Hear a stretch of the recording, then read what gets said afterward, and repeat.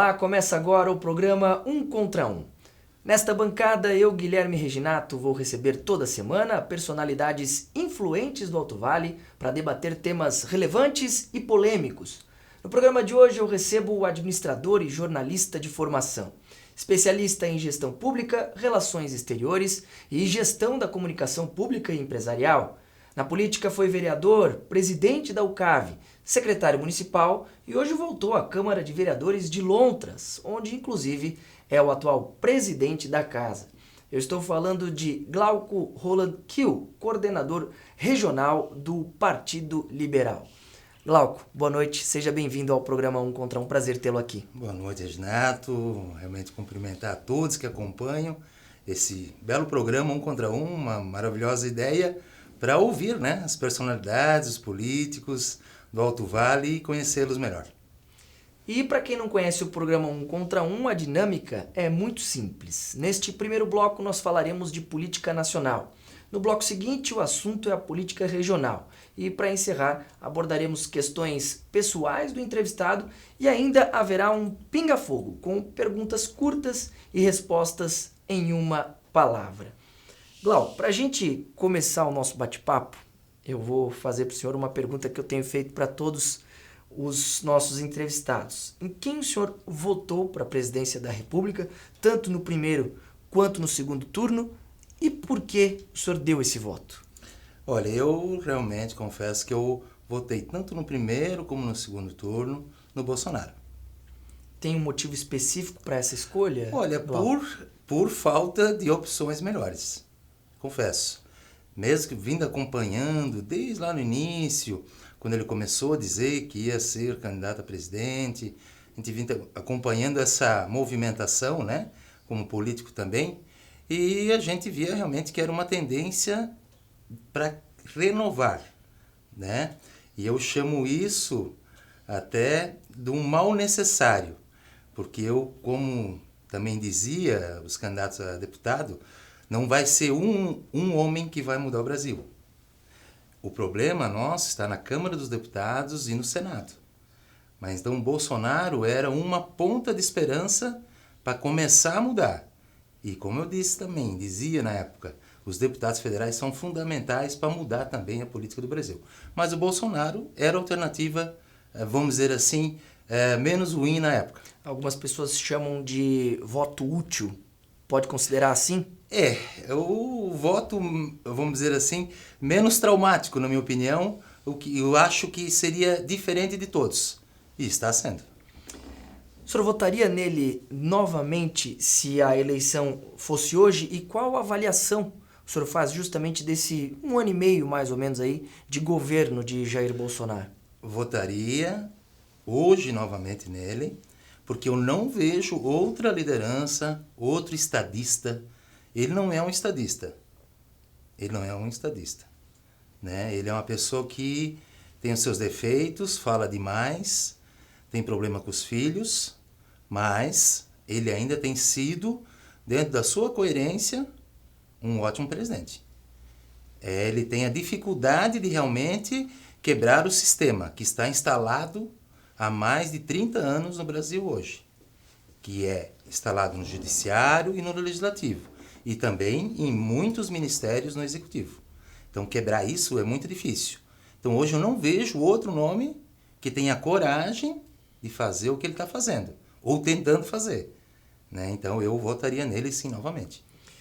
Glauco, falando agora de siglas partidárias, nós sabemos a importância da figura de um líder para que o partido cresça no âmbito nacional.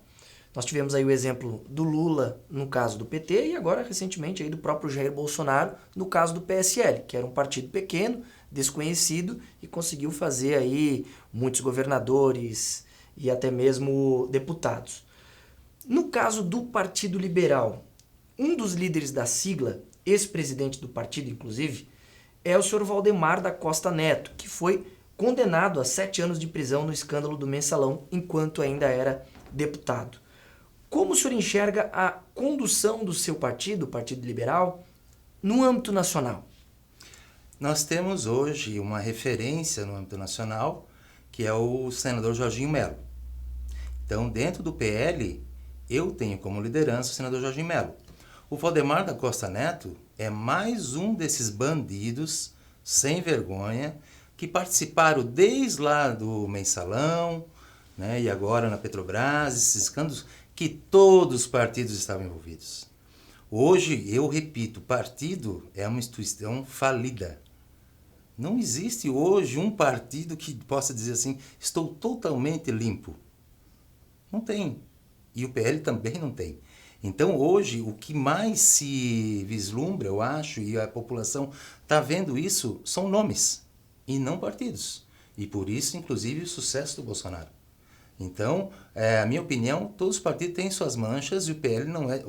O PR, né, quando era, né, o Valdemar, Perfeitamente. não é também os olhos de Lince aqui, né, mas nós temos ótimas lideranças, como é o senador Jorginho Melo, que eu me orgulho muito de ser, né, o representante dele aqui no Alto Vale.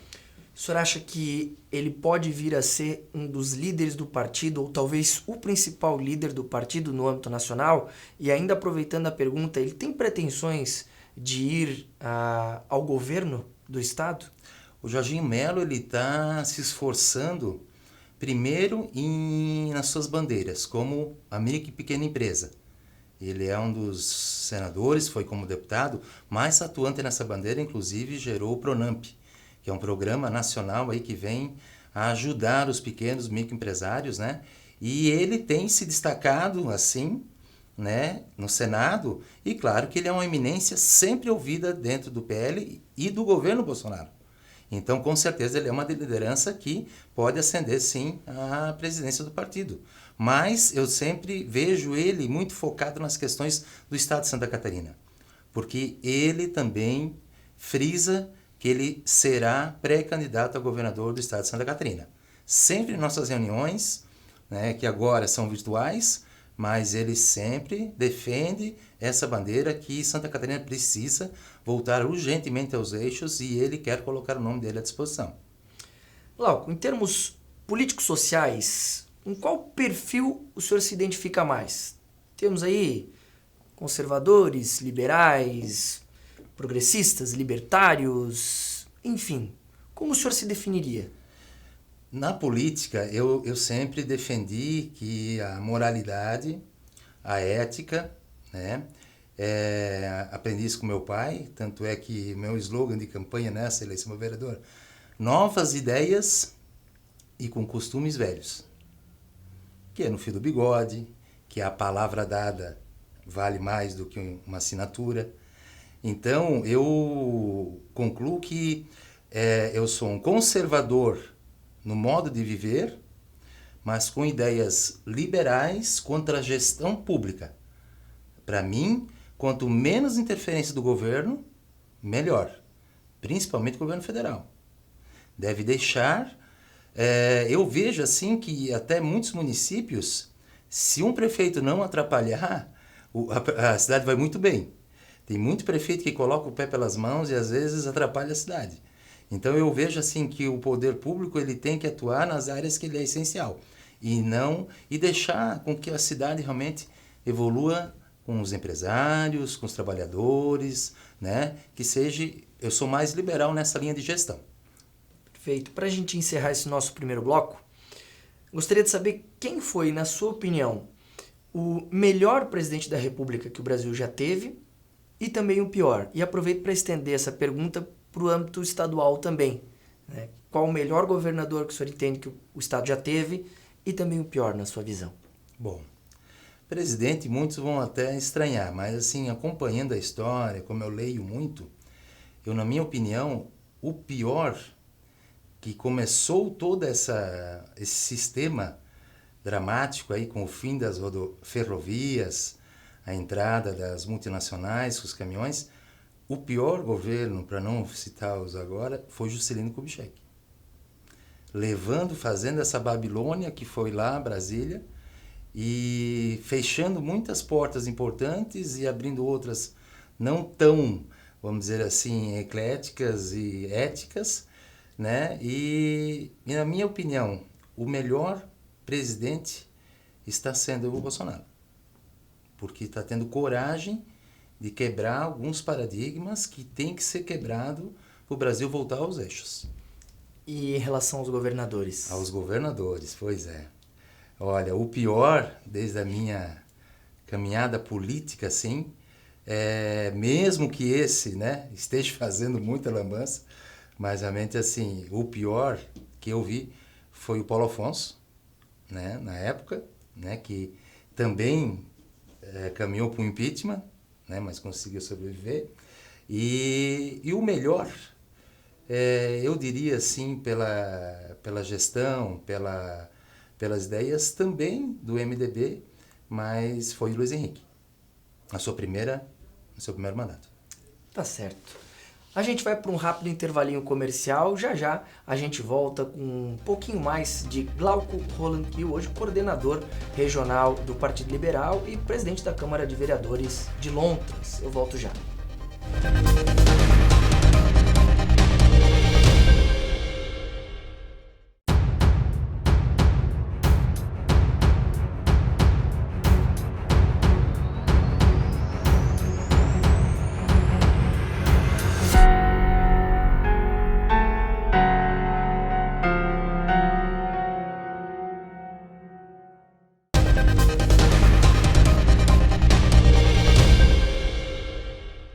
Programa 1 contra 1 de volta, hoje recebendo o presidente da Câmara de Vereadores de Lontras, Glauco Roland Kiel. Glauco, o senhor teve uma identificação muito grande com o seu ex-partido, o PP, porém em 2018 optou por deixar o partido e migrar então para o Partido Liberal após ter o seu nome recusado, digamos assim, pelo próprio PP para a disputa do pleito eleitoral como candidato a deputado estadual ou até mesmo, possivelmente, federal. Ao que me consta, o senhor entendia que tinha a aprovação para a candidatura, mas o alto escalão do partido não o quis como candidato. Eu gostaria que o senhor esclarecesse para nós esse conflito e revelasse quem, de fato, não quis o senhor como candidato e por quê.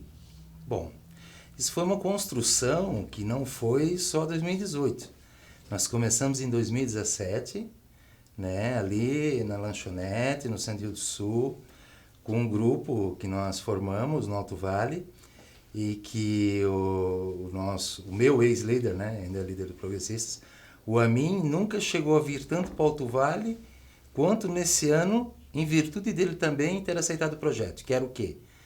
Visitar as bases, nós tivemos a ideia de fazer prévias em todo o Alto Vale e mexer com os brios dos nossos filiados do PP, né, Partido Progressista, e eles iriam escolher entre 3 deputados estaduais, ou 4, que estavam se colocando à disposição, e se minha candidatura a deputado federal, já que lá em Itaió, em uma das reuniões regionais, o Amin perguntou várias vezes, inclusive para o Nilson, se ele gostaria de ser, se ele iria ser candidato. Ele disse que não poderia, que tinha muitos compromissos, que jamais seria candidato, mas estaria junto com a decisão do partido.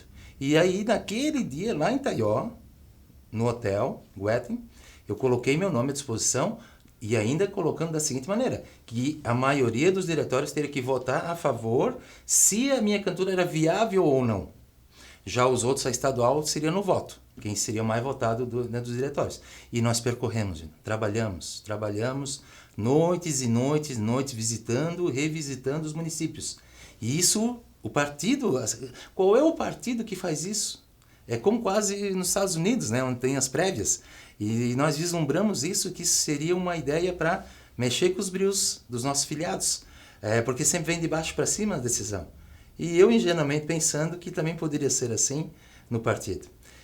E foi construído isso em 11 de novembro, então, de 2017, né? Foi aprovado na igreja aqui da Rua 15, o meu nome como pré-candidato a deputado federal e o nome do Chico Guetem como pré-candidato a deputado estadual. E, para minha surpresa, no mês de dezembro, começou-se a fazer reuniões e tal para discutir a questão das candidaturas, em que voltou à tona a possibilidade do Nilson Steinzach ser candidato a deputado. Eu coloquei que, olha, então deveriam perguntar para todos os municípios novamente, porque é injusto isso. Não sou nem eu que estou colocando a minha candidatura, foram os municípios que aprovaram a minha candidatura. Ah, mas o Nilson tem mais histórico, o Nilson já foi prefeito, disse, tudo bem, eu não estou negando isso e nem estou sendo contra. Só que eu gostaria que também respeitassem a decisão do partido e a minha vontade, porque eu já declarei no meu município, e o meu município, eu não vou dizer que 80%, 90%, mas 70%, inclusive a oposição, até para me ver longe, né? Mas estavam me apoiando. Era simpática a candidatura. Qual é o município que não quer um candidato a deputado federal? E aí eu me senti muito contrariado, para resumir, porque a história é longa, e eu até, num primeiro momento, aceitei. Aceitei abrir mão, desde que fosse feita uma entrevista conjunta e o anúncio seria feito por mim. Eu abrindo mão para o Nilson. Eu nunca disse que não faria isso.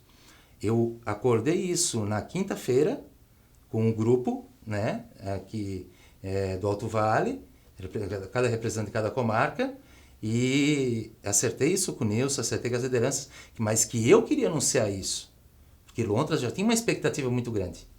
Para minha surpresa, eu indo no sábado para a Vidal Ramos, numa assembleia da UCAV, em que, escutando a rádio, ouço na rádio que estava sacramentada a candidatura de Nilson Steinzak a deputado federal e Chico Guetem a deputado estadual. Ah, não, né? Aí não. Eu não sou moleque, não sou criança pequena para aceitar uma quebra de acordo disso. Aí eu chegar em Lontras no domingo, numa festa de igreja, as pessoas perguntarem para mim, meu Deus, o que aconteceu? Que feio, poxa, te tiraram. Sim, o que é? Tu era candidato e agora sim, tu não é mais? Eu fiquei com a cara no chão. O senhor se sentiu traído? Muito traído. Não pela forma como eu fui tirado. Esse foi o ponto principal. É claro que eu tenho consciência que o Nilson, naquela época, era com certeza mais candidato que eu. Eu não sou também criança pequena na política. Estou há 30 anos vivendo na política. Desde que meu pai foi vice-prefeito, prefeito, vereador também, eu sempre militei e não tenho nenhum medo de recuar em alguma decisão que eu tivesse tomado errado. E foi o caso. Então foi a maneira como eu fui, vamos dizer assim, descartado, né? Sem poder eu abrir mão, eu fazer o gesto para o Nilson, o que para ele seria maior também. E veja como como Deus faz as coisas, né? Isso não é nenhum demérito, mas quantos votos faltou para o Nilson se eleger? Cerca de 600 votos. 600 votos. Será que eu não teria a possibilidade de fazer isso na minha cidade? Para ele? E o senhor abriu mão de trabalhar para o candidato? Claro. Abri mão de trabalhar. Fui convidado justamente nessa época pelo Jorge Guetem, né, com o Eduardo Marçal, como meu padrinho que intermediou essa conversa. Eles viram um potencial, me levaram para falar com o Jorginho Melo e mostrar o projeto, né, que naquela época era o Jorge Guetem, a deputado federal, e o Jorginho a senador. E eu aceitei prontamente para coordenar a campanha do Jorge Guetem e ser o coordenador do Jorginho aqui na região para a campanha de senador. Então nós construímos um projeto. Eu fui convidado, né, pelo meu trabalho prestado a fazer parte de um novo projeto. E eu fiz, né, porque a gente foi educado a trabalhar. Eu não ia conseguir ficar fora de uma campanha a deputado, a governador, a presidente. Então eu queria trabalhar, e é o que eu mais gosto. Eu fui 2 vezes até Dionísio Cerqueira, fazer campanha. Eu rodei esse estado todo, né, na campanha para deputado federal, para o Jorge Guetem e para senador do Jorginho. E isso, assim, é o que eu gosto de fazer, é o que eu gosto de estar atuando, prestar serviço às pessoas. Eu não ia conseguir ficar fora da política. Porque agora eu tenho também como cobrar coisas, né? O Jorge não se elegeu, mas o Jorginho se elegeu. E muitas das verbas que nós estamos trazendo, estou aqui com uma pilha até de emendas que estão vindo para os nossos nossos municípios novamente, lá que o Guilherme do gabinete mandou para mim que eu tenho que repassar para os nossos municípios aqui do Alto Vale. Tá explicado. O senhor, em Lontras, se considera oposição ao prefeito Marcionei e por quê? Sim, eu me considero oposição porque eu fui votado nessa condição, né? Eu fazia parte da outra coligação que tinha o Eduardo e o Schatz como candidatos a prefeito e vice, que foram derrotados, mas nós fizemos, inclusive, maioria na Câmara, né, com os votos de vereador. Então eu não poderia trair, vamos dizer assim, os eleitores e, no meio do caminho, mudar de lado. O que me cobram é, talvez, uma energia que eu tinha no meu primeiro mandato, como opositor, em que, inclusive, cacei 2 secretários do prefeito, provando que eles estavam roubando, né? Eu não tenho essa maneira mais de conduzir assim, o meu mandato, por achar que, como presidente da casa, eu tenho que ter uma visão institucional. Eu tenho que tratar como 2 poderes. Ele é chefe do Poder Executivo e eu chefe do Poder Legislativo. Não que eu não aponte os erros, inclusive ontem na sessão, semana na sessão, a gente apontou algumas incoerências que estão acontecendo. Isso é normal. Mas não sou de ficar ofendendo, de fazer críticas sem provas. Isso não. Mas eu sou oposição, sim, ao prefeito. Isso não resta dúvida. No próximo pleito, o senhor deve apoiar o candidato da oposição. Quem deve ser esse candidato? Já tem um nome? Sim, nós estamos trabalhando, né? Existem 2 nomes hoje, né, que se colocaram à disposição. Primeiramente, o Eduardo Purniag, novamente, como foi da outra vez, seria o candidato legítimo, né? Mas agora, com a saída politiqueira do Roberto Ferrari do Hospital de Ibirama, né, voltando a Londres, voltando ao cenário político, né, ele foi retirado da direção do hospital, ele também se colocou à disposição. Então agora, como eu faço política de maneira profissional e com números, nós vamos sim fazer pesquisa, nós vamos trabalhar o nome dos 2, vamos ver candidatos a vice também e vamos colocar os nomes aí no início de agosto na rua para realmente iniciar a pré-campanha e depois a campanha. Glauco, o senhor respondeu em junho do ano passado a um processo por desacato e aceitou, em uma reunião conciliatória, pagar o valor de um salário mínimo dividido em 4 parcelas aí de R$ 249,50 como forma de compensação à vítima. A última parcela, pelo que consta nos autos, não foi paga em dia e o senhor inclusive até foi intimado em fevereiro desse ano a fazer esse pagamento. A pergunta é, esse valor já foi pago? E como se deu esse caso? O senhor reconhece o erro, se arrepende de alguma coisa? Não, eu realmente foi um dia dentro da prefeitura e um colega de trabalho, né, e que fica assim um pouco estranho, mas era uma relação de meio ambiente em que eu não concordei com uma situação que havia 2 pesos e 2 medidas, né, em que realmente eu exagerei na maneira com que eu abordei o servidor.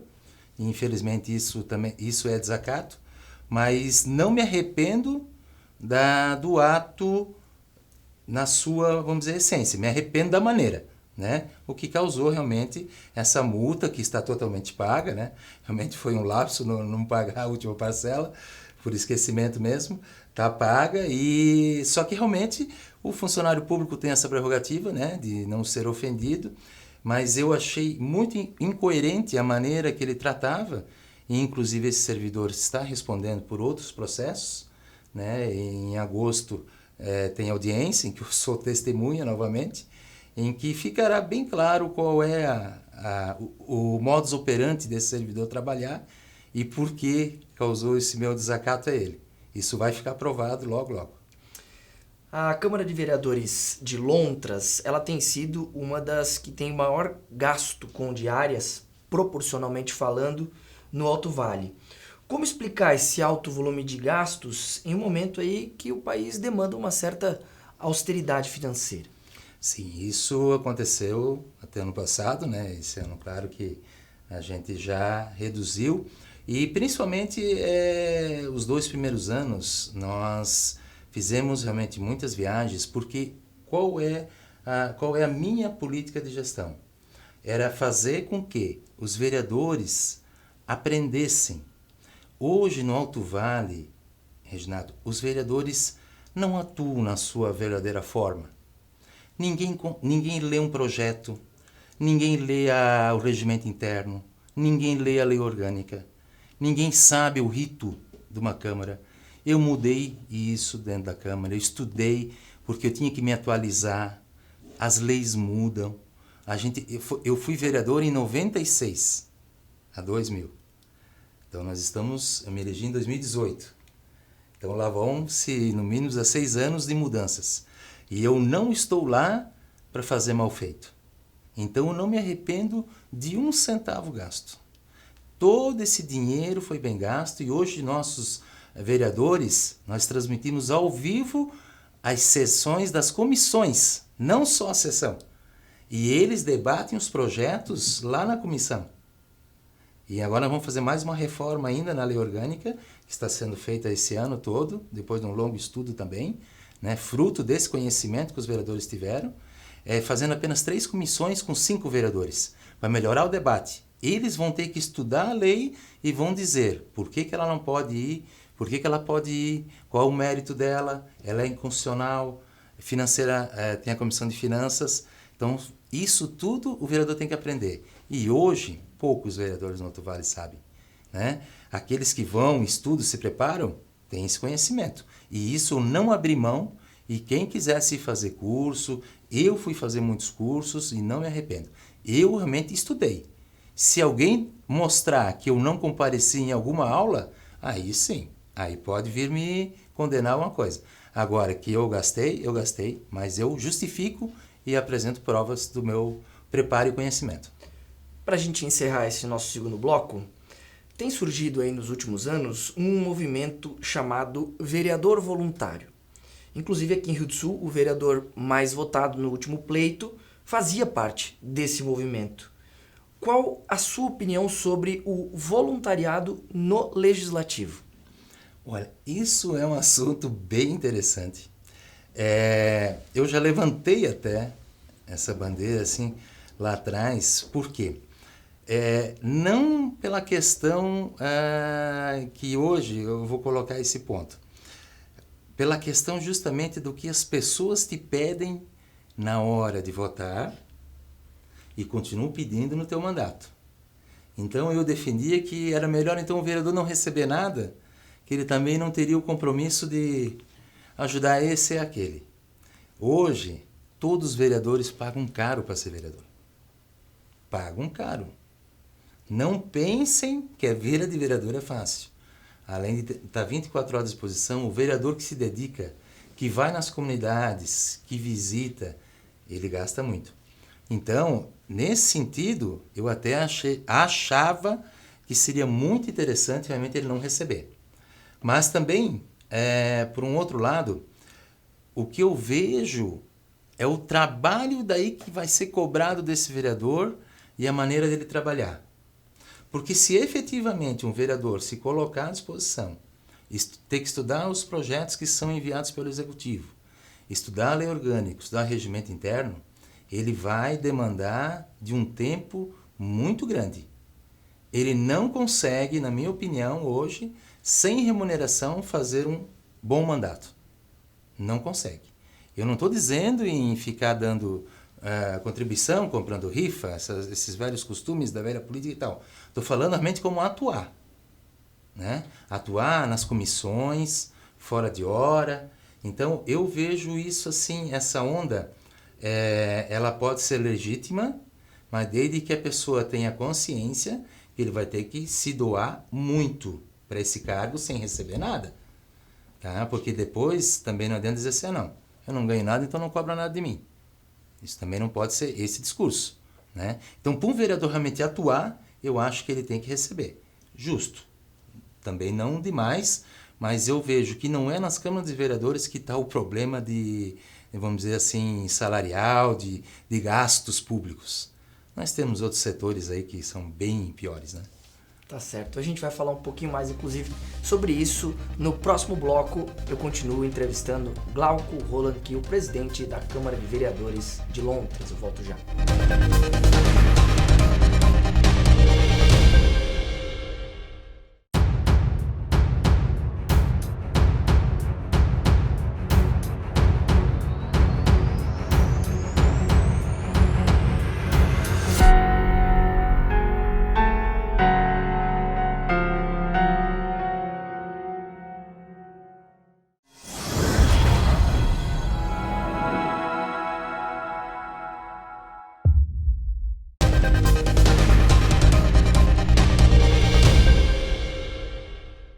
Programa 1 contra 1 de volta, hoje recebendo o presidente da Câmara de Vereadores de Londres, Glauco Roland Kiel. Glauco, neste último bloco a gente costuma abordar um pouco das questões pessoais do entrevistado. Talvez essa próxima pergunta ela toque num assunto um tanto quanto delicado para o senhor e eu vou compreender caso o senhor prefira não falar a respeito. Em 2009, o senhor sofreu um grave acidente de carro e de lá para cá passaram-se 11 anos. Você já conseguiu esquecer esse trauma desse acidente? Você se importa em falar sobre esse acidente? O que mudou na personalidade do Glauco antes desse momento da tua vida e depois? É uma pergunta assim bem interessante, né? 30 e poucos anos, já devia estar bem maduro, né? Mas realmente foi um acidente assim que causou sequelas, tanto financeiras quanto familiares, né? Mas conseguimos superar. Isso que é o mais importante, né? Eu ainda tenho uma sequela física, né? Meu joelho e meus braços. Eu deixei de ser goleiro nas peladas aí. Eu quebrei os 2 braços nesse acidente, né? Tive um deslocamento também no joelho. E ainda preciso fazer mais uma cirurgia no joelho, em que está planejado agora para esse semestre ainda. Mas realmente ele me trouxe muitas lições, sim, né? Não me incomoda em falar porque, claro, como eu disse, eu consegui já superar. Tive um aprendizado grande, eu acho que é isso que a gente deve fazer quando erra, né? Procurar aprender com o erro, né? Nem negar ele, né? E nem se acovardar, tem que enfrentar e aprender com ele. E também muitos, realmente assim, problemas financeiros que eu ainda estou até hoje ainda tentando resolver e aquilo foi uma bola de neve, eu tinha lojas, eu não consegui mais trabalhar, e então assim... São coisas que realmente aquele acidente foi um divisor de águas, né? Então a gente está ainda lutando, mas sempre cabeça erguida. Eu assim tenho muita religiosidade, sempre agradeço a Deus por tudo, né? Tudo tem um motivo, tudo tem a sua hora, né? E eu hoje estou muito feliz com a minha família, né? Tenho 2 filhos, né? Inclusive em 2009 nasceu Júlia, né? E então, assim, e junto com a Giara e a Silvana, a gente tem uma vida muito boa.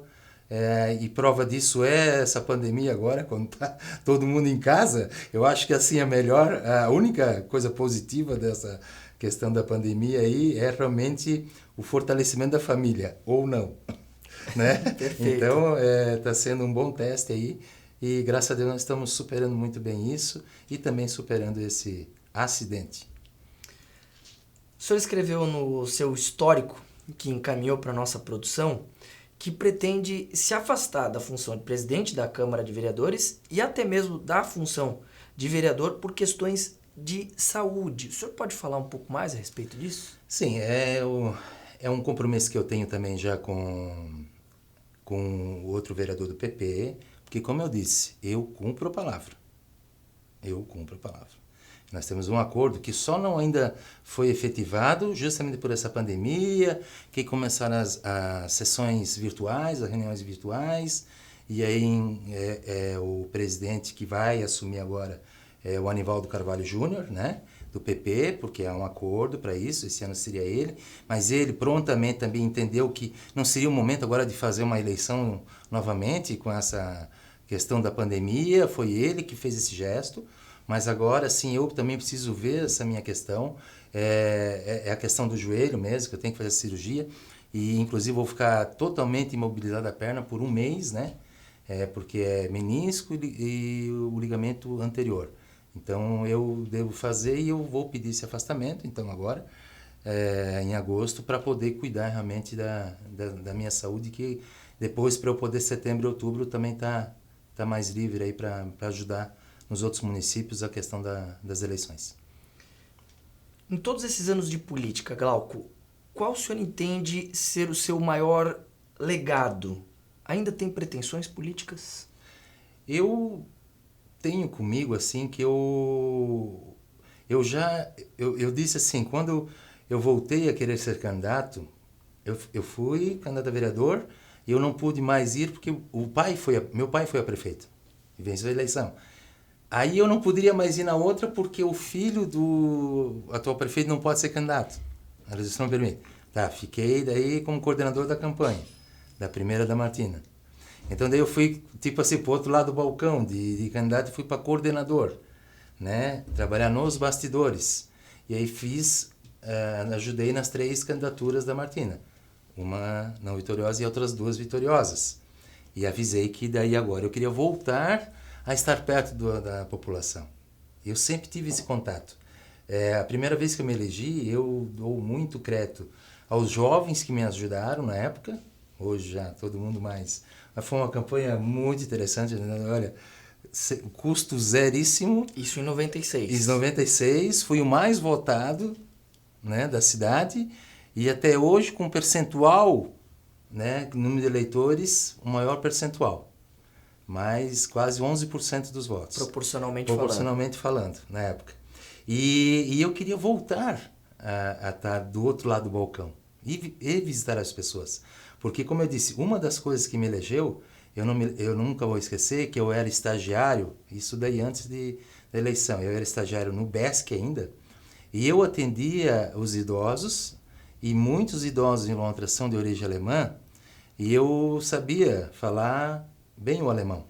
E as pessoas, para receber o carnê da aposentadoria, elas tinham que vir no balcão primeiro pegar um carnezinho. E daí elas iam no caixa receber o dinheiro. E sempre daí elas vinham, principalmente as senhoras, e falavam, e eu respondia em alemão. E isso dava, assim, um aconchego para elas, né? E isso realmente fez com que, talvez, também me ajudou na eleição. E esse contato com as pessoas, essa conversa, isso é uma coisa que eu gosto muito de fazer, né? É um legado que eu tenho, de ajudar as pessoas, de fazer. Hoje mesmo, a manhã toda eu fui dedicado a atender uma pessoa, né, com problemas, e eu disse para os pais dele que eu não iria cansar se eu não tentasse. Eu poderia não conseguir, mas que eu ia tentar, eu ia. E eu sou assim, eu tento ajudar. Posso não conseguir, mas eu luto para isso. O senhor não pretende disputar o pleito para vereador. Tem pretensões políticas ainda? Pretende disputar novas eleições no futuro? Tenho. Eu me vejo, não tenho medo de ser gestor do município. Não é isso. Eu só acho assim que para prefeito, a candidatura e o modus operandi hoje, você tem que assim aceitar algumas coisas que para mim não seriam legais assim, né? Eu gosto mais então do legislativo, em que eu sou o dono do meu mandato, de verdade, né? Então eu tenho como me eleger e eu sou o dono do meu mandato. Então eu vislumbro sim uma candidatura agora a deputado estadual, né? Na época eu enxerguei uma candidatura a deputado federal e a prova que eu estava certo, porque eu elogio muito o trabalho do Peninha. E eu queria mais um deputado federal. Eu não era contra o Peninha. As pessoas têm que aprender que o partido político é apenas um instrumento.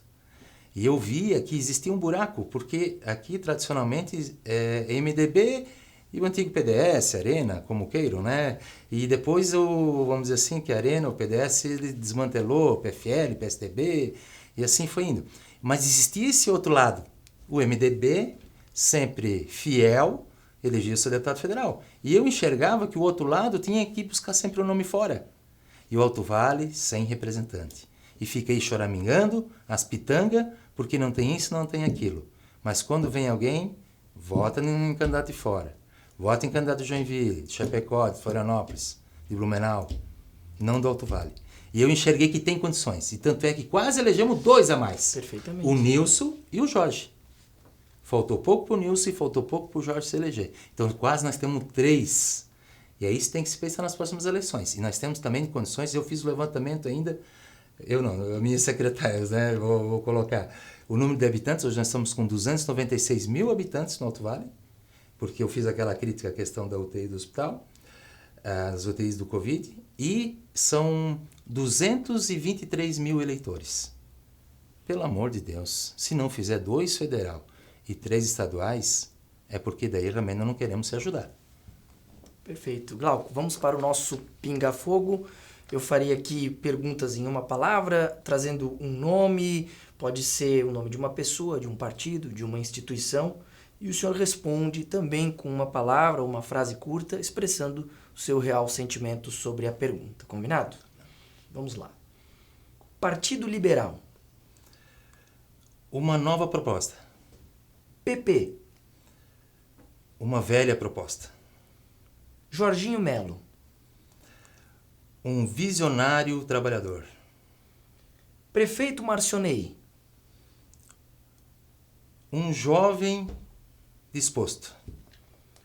Vereador Rivelino. Um crítico. Deputado Milton Olmos. Um grande empresário. Deputado Peninha.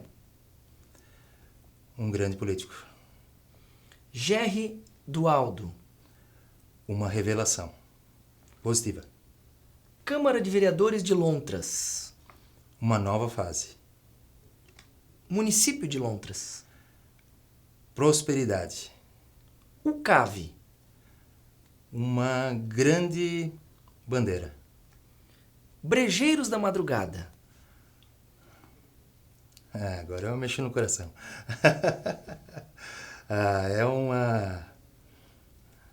É uma conciliação de amigos. Automóvel Clube de Lontras. Uma decepção. Um político em que o senhor se espelha. O Jorginho Melo. E um político que o senhor não admira, não gosta. César Maia. Qual a sua maior virtude ou qualidade? Servir. E o seu maior defeito? Não saber dizer não. Pra gente concluir, Glauco, um sonho de vida. Pode ser um sonho político, um sonho pessoal, indiferente. Vamos colocar isso em 2 partes, né? Poder ter um mandato que eu possa contribuir com a minha região e qualidade de vida para minha família. Tá certo, Glauco. Dessa forma, nós encerramos o programa 1 contra 1, agradecendo a você pela sua participação e por ter aceitado o convite e estar aqui conosco, esclarecendo um pouquinho mais para toda a comunidade, não só de Lontras, mas do Alto Vale também, sobre questões relevantes, algumas até também polêmicas. Muito obrigado. Eu que agradeço, Renato. É uma oportunidade única, né, que a gente tem para poder também se expressar e falar do que a gente sonha, gosta e sente, né? Eu que agradeço a oportunidade. E assim chega ao fim o programa 1 contra 1 com o presidente da Câmara de Vereadores de Lontras, Glauco Roland Kiel. Muito obrigado pela sua audiência e até a próxima.